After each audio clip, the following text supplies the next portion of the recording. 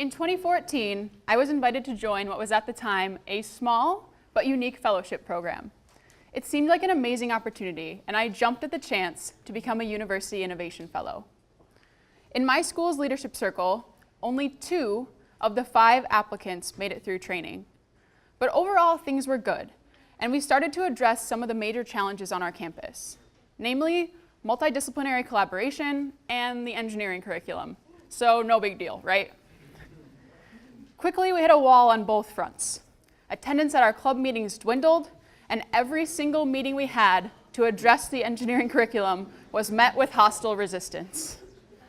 More challenges ensued.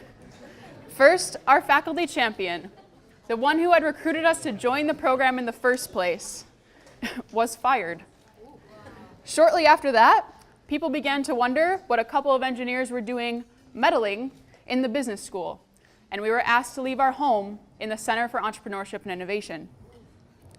Out of the new cohort of fellows I had recruited, only 1 made it through training.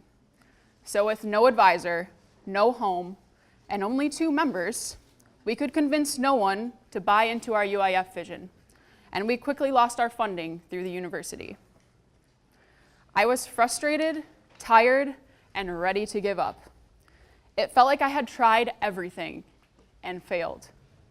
I sat in my office late one night, debating whether or not to send an email to our new prospective fellows, telling them that we would not be able to make it work. As my mouse hovered over the send button, I flashed back to a lesson in perseverance I had learned years before. When I was in high school, I was a fairly serious athlete. Knowing I would likely play college athletics, I pushed myself in school, life, and sports, and eventually to the point of serious injury.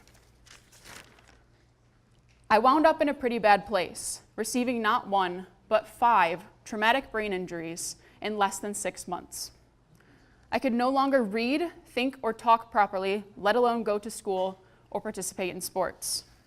As a previously happy, healthy, honor roll student, I transitioned to a depressed, injured student with special needs. I was placed into a special education program and restricted from all athletic activity.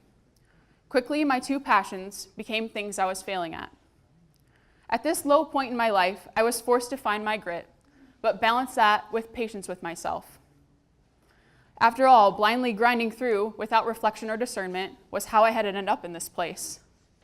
After 6 months of determination and patience with myself, I enrolled in AP courses, and after 1 year, I began to play again.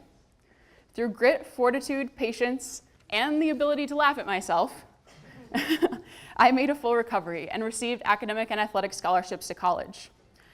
There were many times through my recovery that I wanted to quit, stop working hard, and give up my academic and athletic dreams. But I knew if I did, I would never forgive myself. So in that moment, as my mouse hovered over that email send button, I knew I couldn't press it. Because if something's important to you, you fight for it, but also remain patient enough to reflect and change when necessary. Using this lesson, I moved forward and began talking to anyone I could about my UIF vision on campus. I kept my mindset of reflect, change, and try again. Eventually, the conversations I had got better, and I'm happy to say we now have a home, advisor, funding, and most importantly, people willing to take a chance on us.